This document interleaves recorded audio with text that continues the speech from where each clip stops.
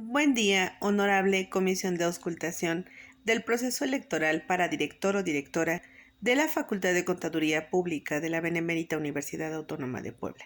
Mi nombre es Jenny Aguilatexis, con número de ID 1420522. Soy docente de esta Facultad de Contaduría Pública de la Benemérita Universidad Autónoma de Puebla y mi propósito con este video es para manifestar mi total apoyo a la maestra Laura Gatica Barrientos como candidata para este proceso electoral, toda vez que ella ha demostrado, para mi persona, ser una docente íntegra, proba, honesta y responsable, además de que su infinita humildad para poder colaborar en los trabajos colaborativos y cooperativos dentro de nuestra institución es evidente.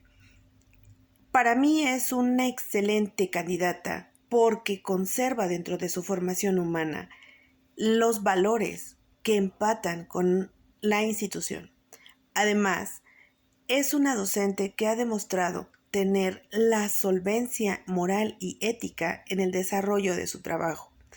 A su vez, como compañera de trabajo, ha manifestado desde mi experiencia una colaboración importante para las diversas actividades que realizamos dentro de la facultad.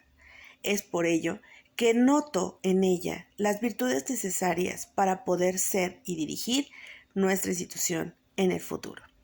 Es por ello que le pido a esta honorable comisión de auscultación tome en cuenta mi observación para poder dar el visto bueno en este proceso de auscultación. Muchas gracias.